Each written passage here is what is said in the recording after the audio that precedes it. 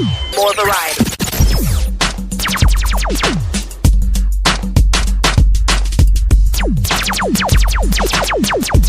We ain't one at a time in here. We're mass communicating. You're listening to Para X. You know, there's nothing like a great memory of a great time. And if you grew up during the 1950s, 60s, 70s, or 80s, boy, have we got the memories for you. There was no time more innocent than the 1950s or 60s, nor was there a time more politically explosive. Hi, this is Steve Shockley, a.k.a. The Shock. Join me live every Friday and Saturday night from 7 to 9 p.m. Eastern for a Baby Boomer Rock with a Shock sock hop on rockwithashockradio.com.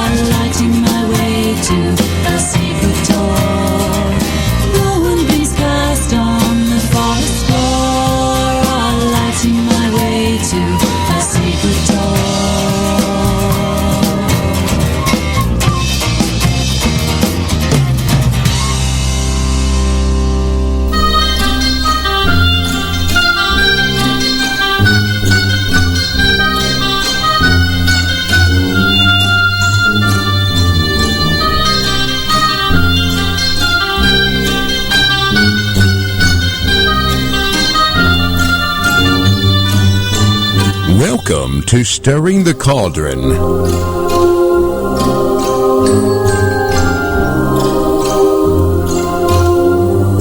Now, here's your host, Marla Brooks.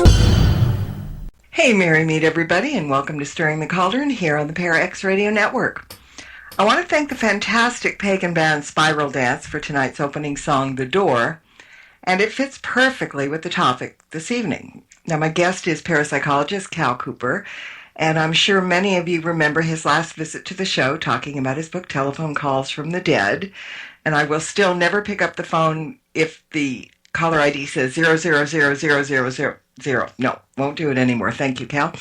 And tonight we're going to discuss his new book, which he's helped assemble regarding the work of the late Alex Tanous, called Conversations with Ghosts. Now, Cal is a parapsychologist and a doctoral candidate based at the University of Northampton in the UK, with the Psychology Division Center for the Study of Anomalous Psychological Processes. He's a member of the Society for Psychical Research, the Parapsychological Association, the Academy for Spiritual and Consciousness Studies, and a Hope Studies graduate researcher. Now, he's lectured on parapsychology in the U.S. and throughout the U.K., and his research and lecturing cover topics such as parapsychology and anomalous experiences, the psychology of death and bereavement, positive psychology, and Egyptology when it comes to ancient mysticism. He's received the Alex Tanous Scholarship Award from the Alex Tanous Foundation for Scientific Research 3 times over, and has remained strongly associated with the foundation ever since. Cal, thank you so much for having all those big words that I had to muddle through in your credits. I do appreciate that. I take my hat off to you. That was quite a mouthful.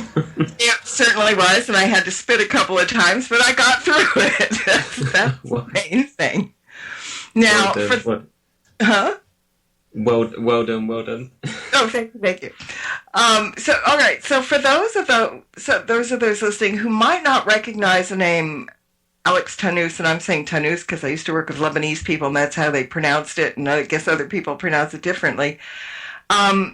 But not many people know very much about him. Well, many do, but many don't. So for the ones that don't, can you fill us in a little bit about who he was and why he's still making such an impact? Yeah, sure thing. Firstly, thanks for having me back. I was just trying to think the last time I was on the show, and I was actually in Egypt the last time we spoke. That's right. We were doing the show from there, and that's when I was actually following up some of Alex Tanous' stuff over there, right, because he'd taken study groups out. But anyway, yes, who is Alex Tanous? And you point out perfectly as well the variation on the name, Tanous and Tanous as well. I think it was because Tanous does actually come from an older form of the name Thomas as well, but it became the surname within the family and adopted as Tanous instead. He was born into a Lebanese family, and his father was working in New York for a considerable amount of time and befriended Khalil Gibran, who was the author of The Prophet. And he said to Tanous' father, "You will have a son of exceptional gifts and also of great sorrows." And the family had many children, and one of them being Alexander Tanous. And in his early years, the family realised that he did seem to have these exceptional gifts. There were some people within the family, his father and certainly some of his grandparents had psychic abilities. But at this very young age, they realised that he was interacting or talking about his imaginary childhood friends that didn't seem quite imaginary. They turned out to be, when they discussed it with Alex, they turned out to be deceased family members when he described who they were, what he said their names were, information he was passing on. Another thing that he'd do was if family members came over and he touched them by shaking their hand. And bear in mind that this is a 4 or 5 year old child who's being asked to say hello to a family member that's come over. There was one particular case where he shook the hand of one of his father's friends and said instantly, "You're going to die tomorrow." And his father took him to one side and obviously said, "You can't say that to people." But instead of his dad punishing him or grounding him or anything like that, his father was very understanding of the fact that Alex was slightly different, because of the fact that his father had gone through the sort of same upbringing and realised there was something quite different. Lo and behold, the next day, his father's friend did in fact die of a heart attack. And this seemed to continue on quite a lot for Alex throughout his childhood. He predicted his own father's death. He was out playing one day with one of his brothers, had an unusual feeling, didn't feel very good, knew he had to go back to the house for some reason. Something had happened, and it turns out that his father, while gardening, a bamboo cane to hold up beans had snapped in half and gone straight through his father's eye. And it later led to an infection which led to his father's death. And also a number of his siblings, his brothers and sisters, also passed away during his upbringing. So from an early age, he witnessed many sorrows, but was in a Catholic upbringing and felt he was destined, more so because his parents wanted him to be, to go into the priesthood. So he went through religious schools and developed degrees in theology, and that was the route he was going down. But he could never shake off the fact that he got these psychic impressions and incredibly accurate predictions as well. So everyone he came into contact with, they want to speak to him, learn more, understand what he's seeing in the world. and learn more about psychic abilities from Alex, from his own experiences and what he'd read into as well. So that's a kind of brief lowdown on who he was and his early childhood. And what a heavy cross to bear for a child, you know. It probably builds a strong child and some good foundations, but, you know, lots of it was sorrowful rather than, you know, happy, oh, you're going to win $1 million tomorrow kind of thing. Just, you know, that's not the way it worked. Now, this book was originally intended to be written by Dr. Carlos Osis and Alex together, outlining their various investigations of ghostly phenomenon while working with the American Society for Psychical Research. And, the existing short manuscript was archived by the Alex Tanous Foundation and left incomplete. Now, how did you decide to take a very short manuscript, I think it was, 3 chapters, and flesh it out into a whole book? Well, I had to understand what kind of led Alex to writing it in the first place. He had a very unique relationship with Dr. Carlos Osis. So let's catch up on his childhood a bit more. So after he'd left home and started to study for his degrees, he gained an undergraduate degree in theology, and that then developed into a master's in theology at Fordham University. And then he went to Boston College and gained a master's in philosophy, began reading for a PhD, and at the same time he had supervisors who were priests. Some of them were very encouraging of his psychic experiences and wanted him to explore them. Others just wanted him to keep quiet about such experiences because they related it to religion and thought maybe the paranormal isn't something we should delve into. And the doctrine of conscience came out around this time, which allowed Alex to actually freely explore whatever topic he desired within religion and within theology. So he shifted his PhD and decided to do a Doctor of Divinity instead, so biblical interpretation of real-world events. And that's his doctoral degree, which is why on the front of the book it says DD and not PhD, which is why we have these various different types of doctorates. So that's the one that Alex had. And then after that, he gained a Master's in Education and Counselling as well. So he had 5 degrees in total.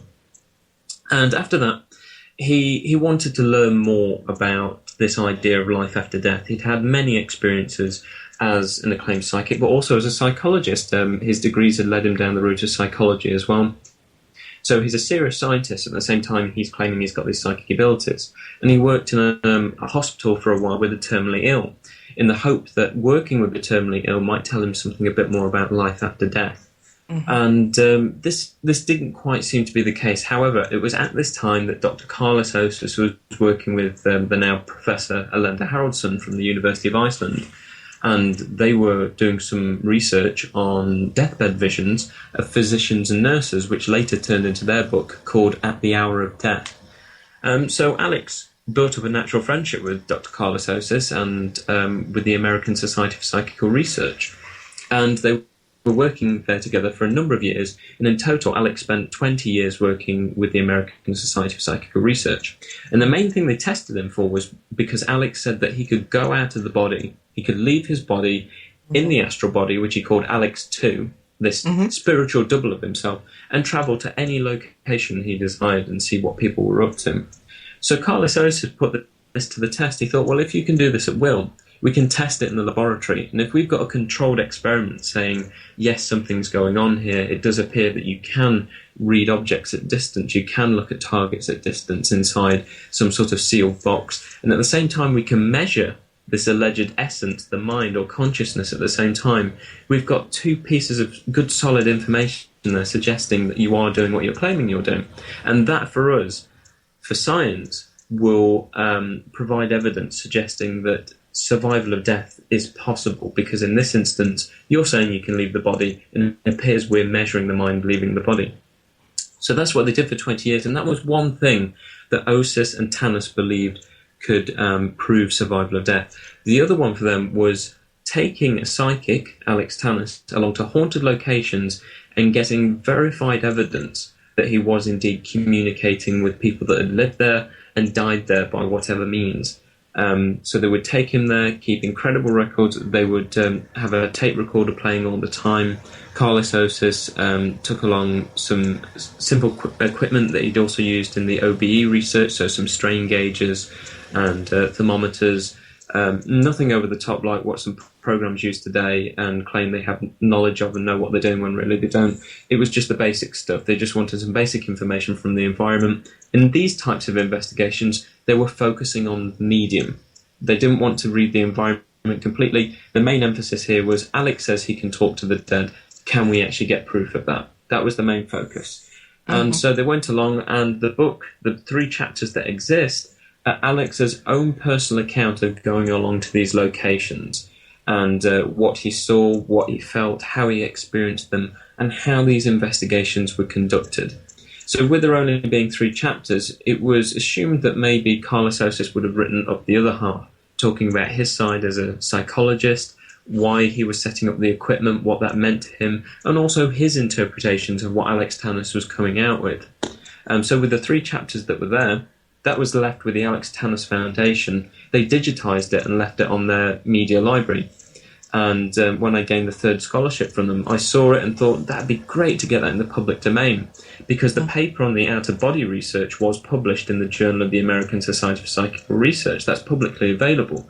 But we don't know anything about the true insight into these investigations, so it'd be great to get it out there. So by looking at all of the unpublished information on ghosts and survival of death and interviews with Alex, I managed to pad out the book a bit more and use some other unpublished information and then write some brand new information, the introduction, learning about who Alex was and this particular side of ghost hunting that was never discussed before, and trying to bring some of that information together.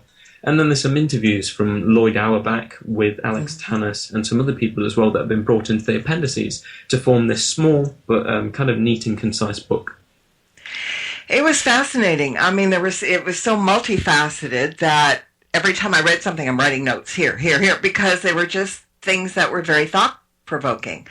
Now, the book covers a variety of haunting-type phenomena, including apparitions, poltergeist phenomena, other strange sights and sounds, and interviews that, as you said, were conducted with Alex on his thoughts and theories into ghosts and the conscious survival beyond death. But interestingly enough, I found anyway that despite believing in ghosts, he referred to himself as a skeptic. And it takes me into kind of that complex mind process of a parapsychologist. And as you know, I've had Kieran O'Keefe on my show several times. Lloyd Auerbach has been on, and of course you. And you all make my brain spin. I'm just telling you that.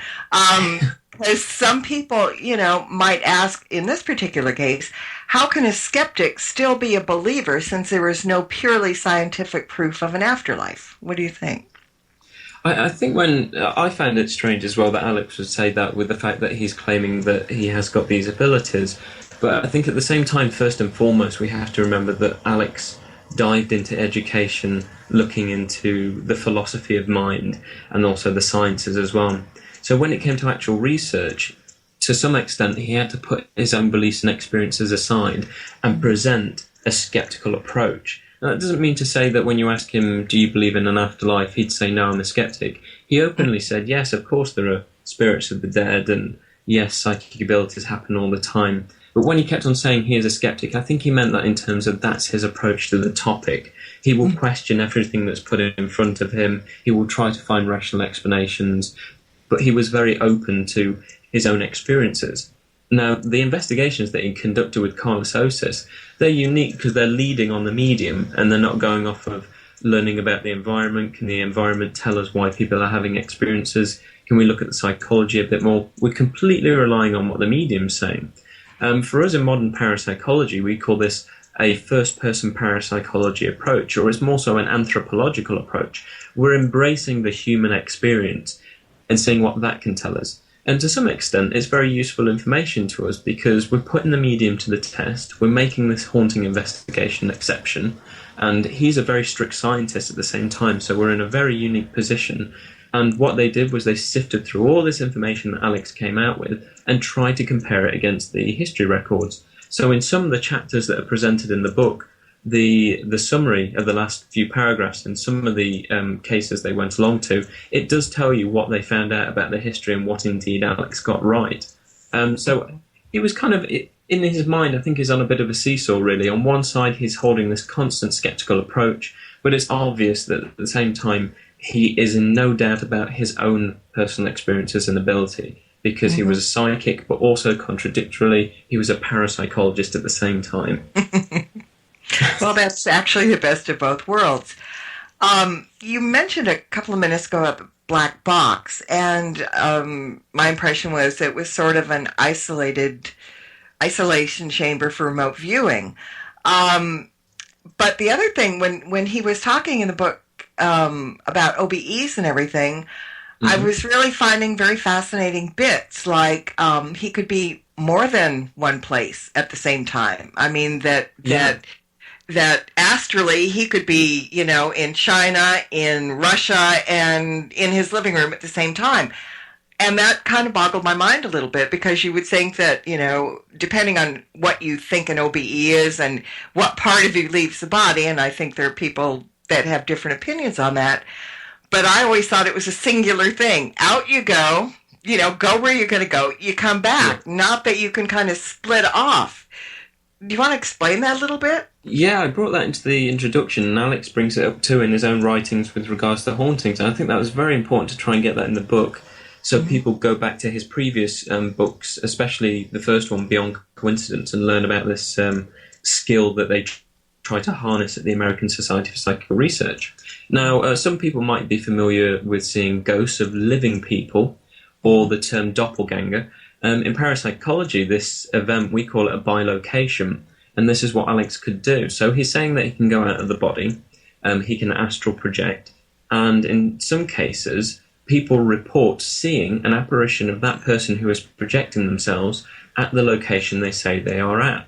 So in one particular case, which I found fascinating, Alex had written about it independently, and Lloyd Auerbach had written it up in his book, ESP Hauntings and Poltergeist, a Parapsychologist's Handbook.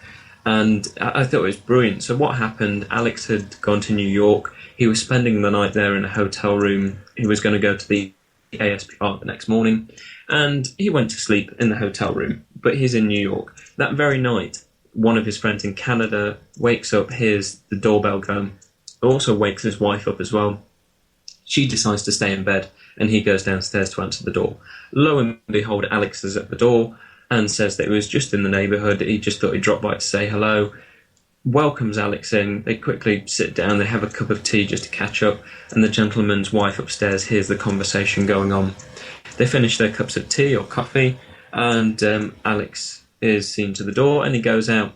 But the gentleman waits for a moment because he wants to see if Alex's car actually drives off, because it's snowing, and he doesn't hear anything, so he thinks perhaps Alex is having car trouble.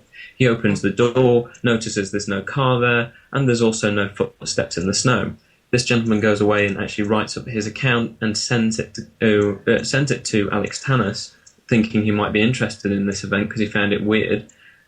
He just couldn't explain what had gone on there, and Alex also said, I was in New York at the time, so that's unusual, but when I was in New York, I was in my hotel room, I went to sleep, and Alex had had the same experience in his dream of visiting the guy.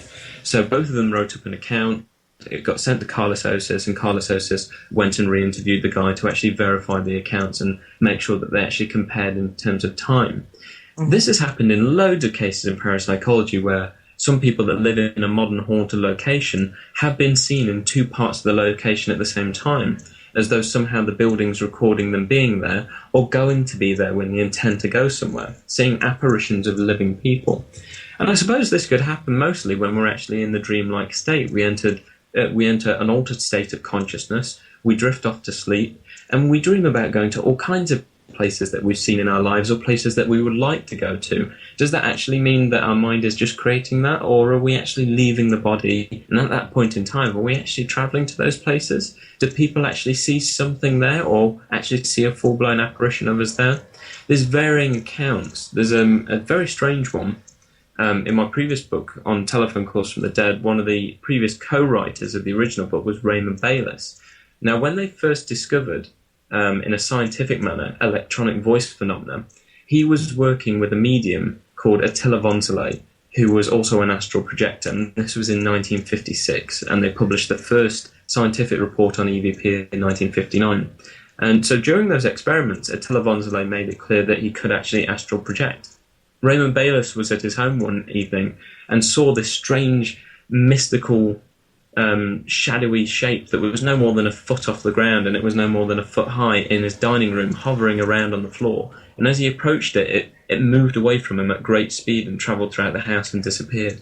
The next time he saw Attila Vonzele, Vonzele came up to him straight away, and before Bayless could say anything, he said, "I was at your house last night. Did you see me?" And that was what he saw of Attila Vonzele in the astral body. It was just a strange, mystical shape. It wasn't a full-blown apparition. So there's varying accounts, but there's certainly accounts of something being in that location. And this is probably the something that Osis and Tanous were measuring at the ASPR when he was having his out-of-body experiences, because they didn't actually report a full-blown apparition in those cases. Wow. I've got a question from the chat room from Ceiling Cat. She says, wait, multiple OBE places? How can a brain process that when we think in linear time? Well, we think in linear time, but time to us is just a complete concept, the fact that we have a past, present, and future. It's only a human construct to actually understand and measure where we are and where we're going. Parapsychology has shown that multiple dimensions can take place, and people like Professor Bernard Carr of the Society for Psychical Research have recently produced papers talking about the 10th and 11th dimension playing a part in psychical phenomena. And for us as humans, we really struggle to grasp the concept of even the 4th dimension, this idea of time and space.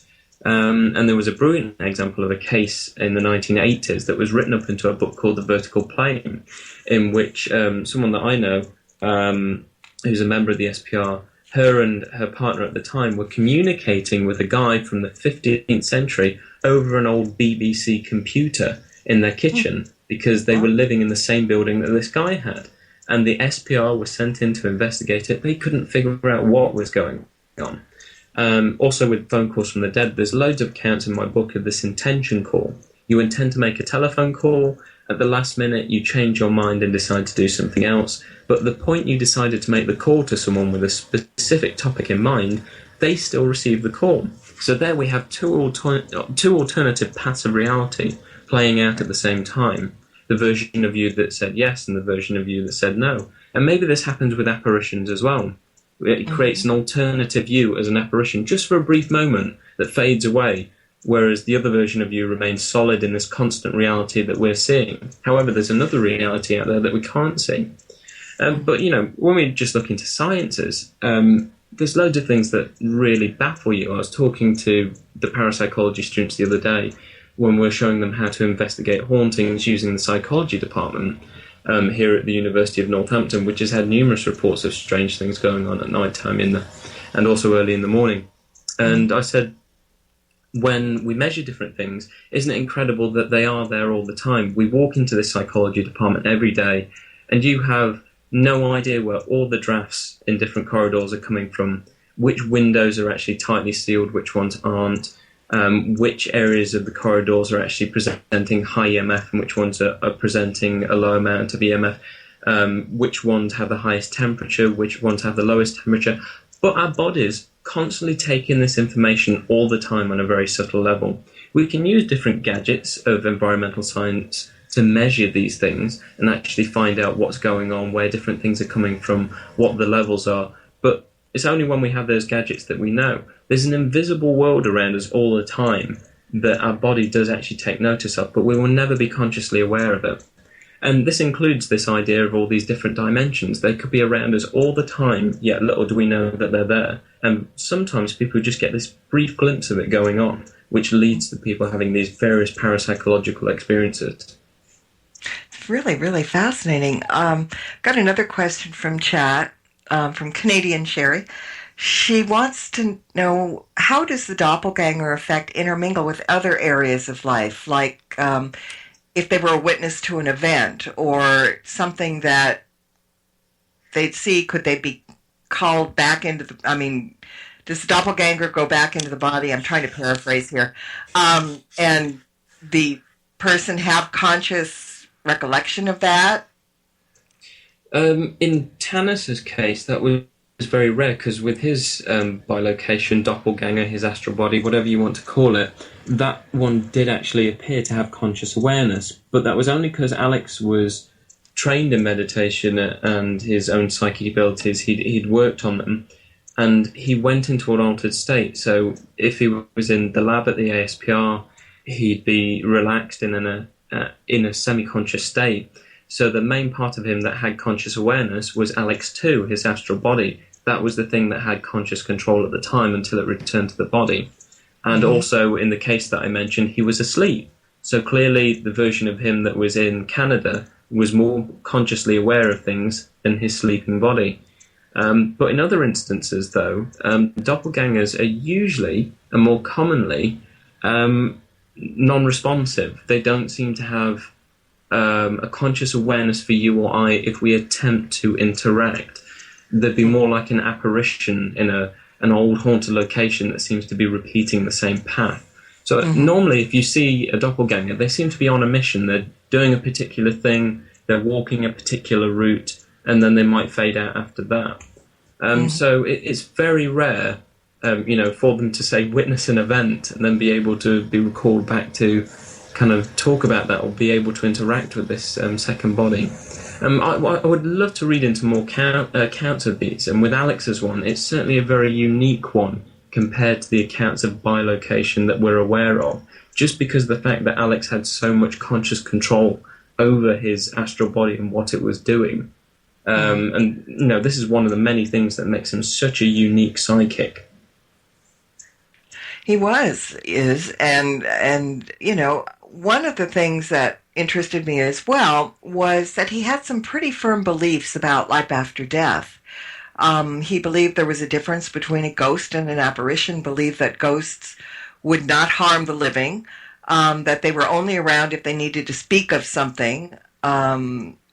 He thought devil possession was a personality disorder, seances were basically rigged, and believed that automatic writing was 99% of our subconscious and only 1% true information. Was he considered to be a very controversial figure during his lifetime? I think so. He was very much forward with his thinking and adamant in his beliefs. Every time I came to that part where he said devil possession, I don't believe it, and anyone that does, well, that's just a personality disorder, I laughed every time I kind of read over that. And I'm sure there was another part where he was being interviewed by someone and he just referred to something as a load of crap. And I think that was devil possession again, which is very strange because, again, he came from a theological background, so he was fully aware of the idea of demons and possessions. But again, I think this is where the scientific side of Alex took over, and he thought it's a bit irrational to jump to those conclusions before we look at the psychological explanations, the environmental explanations, and then the parapsychological explanations. We can't tiptoe off into the realms of fantasy before we've considered anything rational and then paranormal first. Right. So that's probably why he reached those conclusions. But there we go. That he was certainly unique. But he was controversial in the fact, again, that the fact that he's a scientist and yet he's a psychic at the same time. And he gained a lot of recognition throughout the USA. Unfortunately, he didn't get that much in the UK, which is why, to me, I hadn't really heard of him before. And a lot of parapsychologists over here in the UK hadn't really heard of Alex until recently. I started highlighting him again. But in all of his abilities, he kind of just oozed controversy in what he was saying, in what he was doing. I'll skip on to another topic here that he could do, which I thought was fascinating. If indeed he could do it, was light projection. This was the ability to project images through his eyes onto the wall. In a couple of instances, he was at dinner parties for various friends, and he'd be sat at the table after they'd had dinner. They'd be discussing the topic of the paranormal, and then he'd talk about light projection. He said, I feel comfortable enough to actually attempt it here. So he'd sit back, and then he'd focus at the wall. In one instance, I'm sure he'd projected a particular image or picture onto the wall. In another one, he tried to do the silhouette of a man, and everyone at the table could see it. And someone who walked back into the room suddenly stopped and saw the silhouette, the outline of a man's head and shoulders on the wall. Wow. This was taken even more seriously by a couple of parapsychologists at the Maimonides Medical Center, which D. Scott Rogo was a visiting researcher at. And Alex Tanous was tested by Dr. Alan Vaughan, who was a co-writer of Dream Telepathy with Stanley Krippner, and also Chuck Honiton tested him as well. Chuck Honiton was the first parapsychologist to pioneer the Gansfeld technique. Similar to the room that Alex lay down in, a sensory deprivation room where we try to change our state of conscious awareness to open up any dormant psychic abilities. And the Gansfeld's still used today, so similar to the technique Alex was using. So when they tested him in the lab, Chuck Honiton and Dr. Vaughan, they asked him in semi-lit conditions to see if these images were luminescent. Could you project these particular images onto the wall? Mm-hmm. And from what little I could find on it, he did it. They could see it, and it seems they were in disbelief about it. They doubted their own senses, and they went back to one of the early psychical research explanations for apparitions, the fact that what they had seen was probably not objective and actually there. Maybe it was a telepathic hallucination, and what Alex was doing was sort of feeding this projection on the wall into their minds for them to see. Wow. Something that important, though, should be documented if it was done at the Maimonides Medical Center. So this is something that I'm still looking into to find. It would have been great to get it in the book in the introduction, but this is something I'm really going to have to spend a lot of time digging around for to find. So it can be written up later and follow-up stuff specifically on Alex's ability to project light from his eyes. So that's a project for later down the line. So I briefly mentioned that in the introduction, but again, very unique. I was discussing on the radio the other day with Steve Parsons, and he was relating this ability to some of the early mediums like D.D. Hume and some other ones that were producing these orb-like things in the seance rooms or picking up these hot coals from the fire. They're similar, but they're not quite the same as what Alex was doing. In one particular instance, Alex was claimed to have focused so hard and intensely on the palm of his hand that he produced a ball of light, this energy ball, that everyone could see, all but one person, who the next morning thought that the ball of light had given them miraculous good vision. This person wore contact lenses and glasses all the time. They woke up with perfect vision. And so, again, remarkable, absolutely remarkable.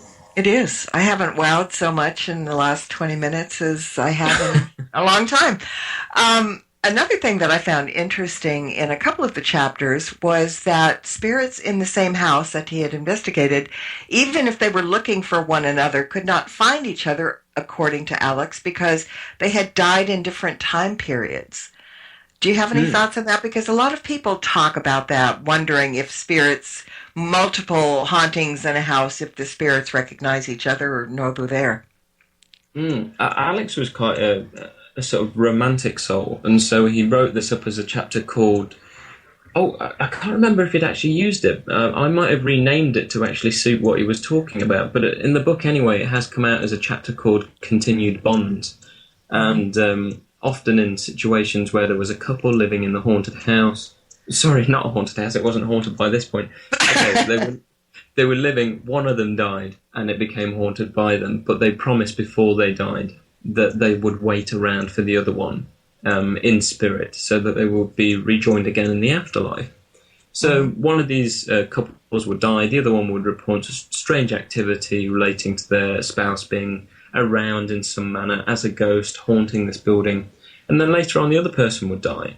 When Alex went into these buildings, he would report that they were both still there, but because they died in different time periods, they could no longer recognize each other's presence. When one was still alive and one was dead, the dead could notice the living being in the building, and the living could recognize the haunting activity going on associated with the dead. But when they both transitioned and entered this realm, being dead, they couldn't find each other anymore. It was down to Alex as a psychic to actually form a communication or a conversation with the ghosts and counsel them. So this is again why the title came into the book as well.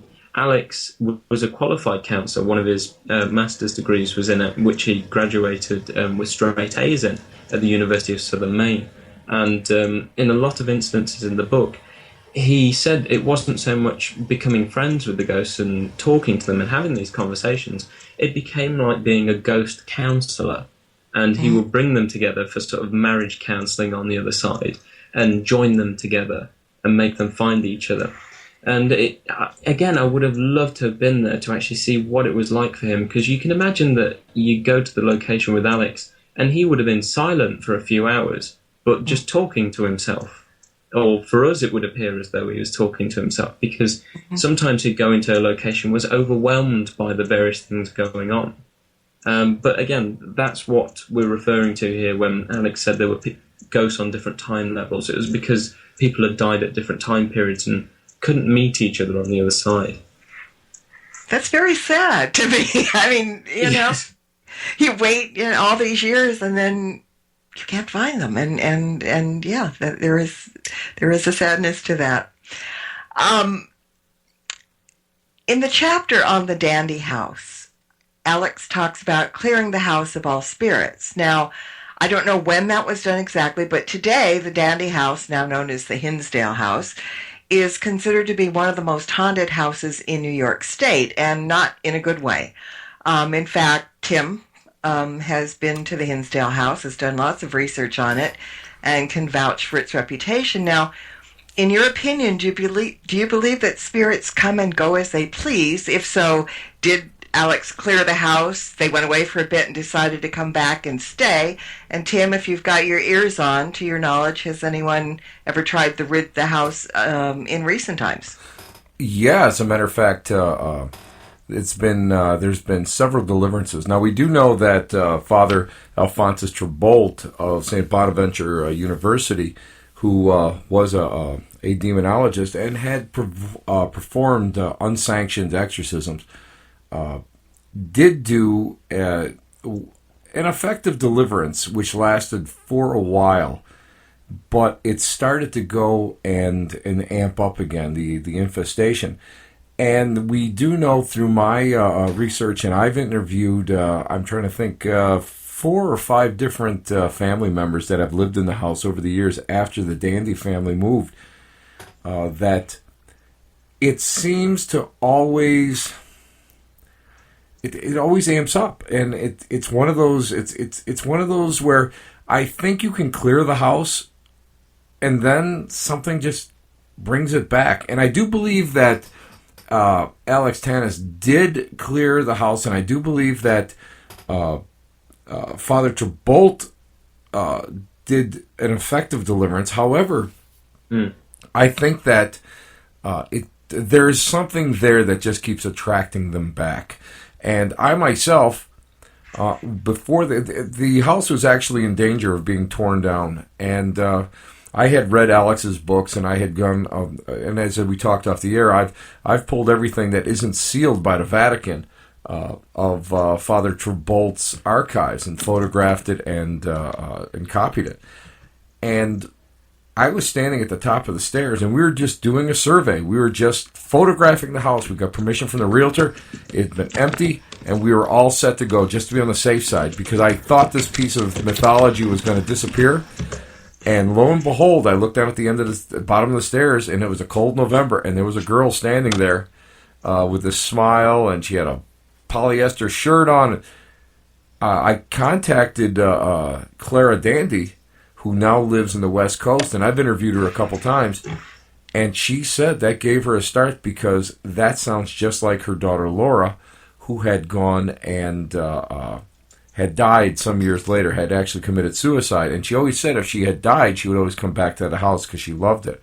So I really believe that Alex's theory that people of different time periods don't see each other, and I think that Alex and I think Father Trabolt may have cleared whatever was in there at that time, but somehow, and of course, I mean, we do believe that Laura did have some mental problems, and Father Trabolt, in an interview before he died, attributed a lot of the activity to Laura.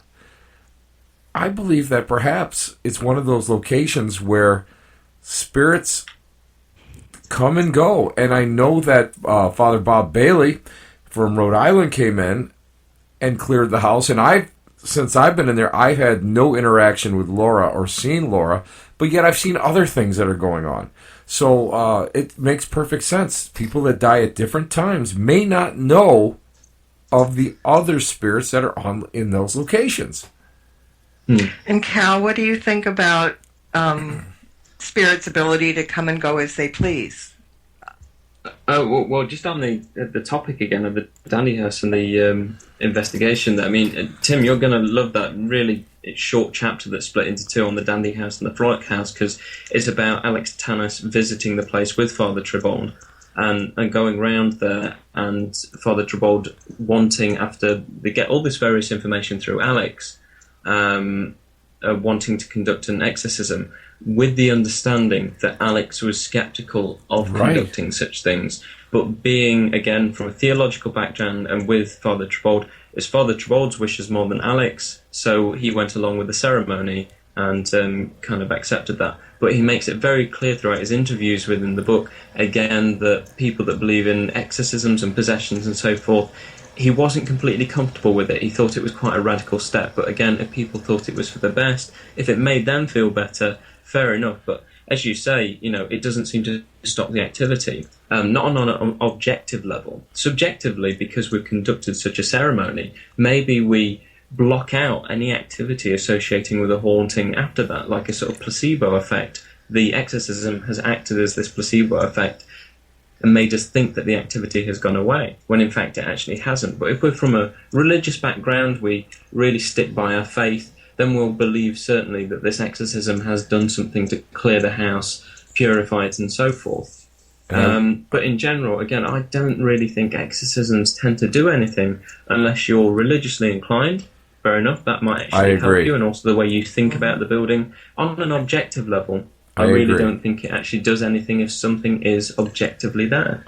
I will tell you, I will say one quick thing, that Father Alphonsus really had so much faith in Alex Tanous. Mm-hmm. He, and of course, I mean, Father Alphonsus Trebold taught metaphysics at St. Bonaventure, and he was probably one of the earliest in this whole area, in the religious communities that did such a thing. And for him to have that much respect, now he didn't really like, he wasn't real happy with the Warrens on some levels, but he always thought so much of Alex Tanous, and his writings reflect that. And that, to me, is a mark of validation that Alex Tanous was a true talented psychic. So you did a great job. I'm looking forward to reading the book. But, this just highlights the fact that, there's so much stuff Alex wrote and was never published, but at the same time there's so many different books where people knew Alex, mentioned him within the books, and some interesting personal encounters with him and so forth, and they're spread all over the place. I've never personally read anything that Father Trebold's done, and shamefully so, but, again, that's stuff that I've got to read up on. And there's specific books that I still need to buy just for a couple of sentences within that book. I do the same thing. But they're so important because it highlights the fact that Alex was at a particular location that isn't documented anywhere else, but it proves that he was because someone was there with him doing something. And that particular person was claiming to have taken photographs or whatever.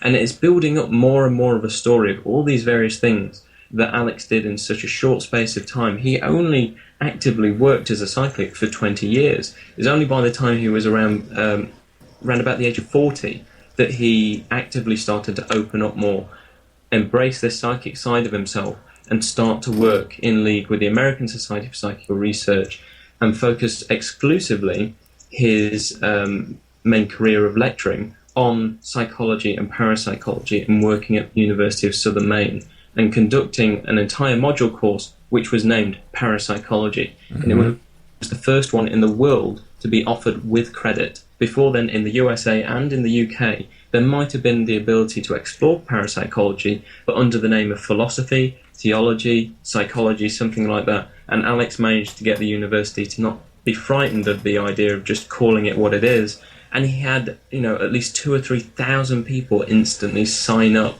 to take his course in parapsychology as well. And again, all those students, there's so many people out there that must have took the course.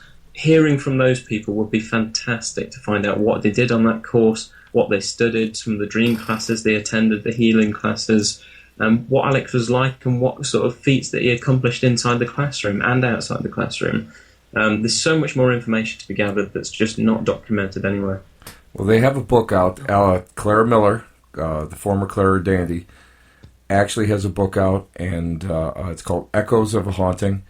And it's a short little book, and if I can get my hands on another copy, I'd be thrilled to send it to you. Also with photographs of the Dandy House that I took during our survey. So I'd be more than happy to send it to you because I think you've done a great job and a great service to a great man. Please, I'd be delighted to see those and also read that. That's very kind of you. That'd be awesome. That's great. I've got a couple of questions from the chat room and also a couple more that I want to try and sneak in before we have to leave. Nyla wants to know, Cal, if you've done any research on why there seem to be encounters with ancient ghosts or even from the Middle Ages, different levels due to different times and other dimensions, like the ghosts who die at different times and not knowing each other. Have you done research on that? So, sorry, let me clarify that. Has there been any research on ghosts from different times interacting with each other like what we've just discussed? Right, have you done? Not particularly on ghosts from different time periods interacting. I've certainly been to some locations where you will have, again, what Alex described as multiple layers, and I think that is the most perfect term for it, where you go to a haunted location, it's been there for maybe 1,000 years, and you've got ghosts existing there from more or less year 1 or 2 of the building being in existence to halfway through its time, to also ghosts from modern day. So you have ghosts of 1,000 year in age to a few hundred years into modern day ones, all existing in the same location. Whether they're interacting with each other, that's down for a psychic, a trustworthy psychic, to actually tell you. And that's what Alex was doing in his position. As a parapsychologist, I would have no clue if the ghost is interacting with another ghost or not. I mean, I'm still yet myself to see a ghost. But certainly with Egypt, let's go to that. Alex in the 1980s, at least twice, took out study groups to Egypt for about, just in the 1980s, for just over $3,000 each. It was quite a price, but he was offering 10 days in Egypt. You went around Cairo and some various other things. Every day was packed with various activities that you were going to do, sites you were going to see, and it was also a spiritual development journey. He would actually take you to the Great Pyramids. He also got special permission to go down to the Sphinx, held psychic workshops down there, a sort of spiritual development thing, and also discovered that there was a hidden room or chamber below the Sphinx as well. But the fact that he took them to Egypt, I thought was brilliant to actually think, well, why have no other parapsychologists actually decided to focus on Egypt? Fantastic there. We all remember at school learning about the ancient Egyptians, and the one thing they most remember for this incredible construction about afterlives and what the afterlife meant to them. This path of judgment, the heart being separated and the heart going on to this path of judgment, there being a physical body and a spiritual body. And there was also 3 different spiritual things that leave you that can all represent ghosts. You have the bar, which is your heart, the car, which is what we term as a ghost in modern day, a perfect representation of you in spiritual form, and the coup, just a mystical spirit, just maybe a white mist or a grey mist. Alex might not necessarily have looked into these, but certainly the fact that he went over there made me want to know more about ancient beliefs in Egypt to modern day beliefs, so looking into Islamic tradition. And in modern day, their ghosts and ideas of ghosts don't change that much either. They have genies and Ifrit, 2 different variations of ghosts, but again, they can look like people that have died. The only difference is with the genies, they live by water, quite often, or they're in areas that people don't want you to go to. And the genies can enter a person through the mouth and possess their body. So we have this whole thing of spirit possession as well, only because of religious interpretation about what these ghosts are and what they do. But it's so much to go into on that. I wrote a paper called The Car of Ancient Egypt, which is free for download in the Paraanthropology Journal. So if people want to look into that and read into the ghosts, ancient and modern ones of Egypt, it's there somewhere. And also on the Alex Tanous website, I did a whole talk on ancient Egypt and incorporated Alex into the start. And the whole audio of that talk, actually here at the University of Northampton during a conference for the Society of Psychical Research. You can just go on alextanous.org, go in the media library, and you can hear that whole lecture on ghosts of ancient Egypt. Oh, wow. That's great.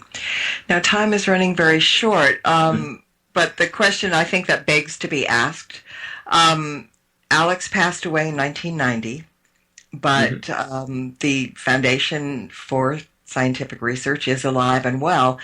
To your knowledge, have there been any attempts to make contact with him in the years since his passing, or has he made contact with anyone since that time? Oh God, that is a very good question. I've never ever thought to actually ask the family. I would have thought if he had, the family would have actually highlighted that to me, given the fact that I did telephone calls from the dead, and they could possibly have experienced it via EVP or ITC, hearing his voice on something. But even down to the basics of seeing an apparition or just feeling Alex's presence, no one seems to have actually reported that. Everyone remembers him so fondly as though he was still around, but nothing paranormal, to my knowledge, has been reported since the point of Alex having passed away. But, I'll send that question back to the foundation and see if they actually come out with anything. That's a good one to pass on. It would be interesting to find out. Thank you so much for joining me tonight. And before we run away, where can people find out more about you and your work, and also get hold of your books? Okay, if people want to learn more about me, what I do, things that I've published, what I teach on, different media things that I've been involved in, go to calcooper.com, CALCOOPER.com. If you want to learn more about Alex Tanous, the various things that he got up to, check out his previous books, and also purchase previous lectures that he'd done on dreams, healing, and some of the lectures that he gave in New York at St. John's University, which are available as DVDs and also audio CDs. They're at alextanous.org. Also, the media library is on there, so there's a whole host of unpublished information and writings by Alex that are on there that you can read through. And he was also an accomplished musician, so a lot of his original music is on there as well. He did a lot of radio shows. If people are interested in this new book, and I hope they are, and also Alex's previous books, you can purchase Conversations with Ghosts at amazon.co.uk and also on amazon.com. It's available as paperback and as an instant Kindle download. Yes, it is. And your telephone book is on there. There's a lot of things on there. That's on there as well. And we don't have to go across the sea. Is on amazon.co.uk. And no, don't have to go across the sea. No, we don't have to go across the sea. Well, again, thank you so much. Stay on the line for just 1 second, and we'll thank you properly. And until next time, everybody, blessed be, and merry meet again. This has been another edition of Stirring the Cauldron with Martha Brooks. Be sure to tune in next week at the same time for another great guest and more cauldron stirring. Any rebroadcast or use of this program without explicit permission is strictly prohibited. Copyright 2013. Moonlight Hall by Kevin MacLeod, licensed through Incompetech.com.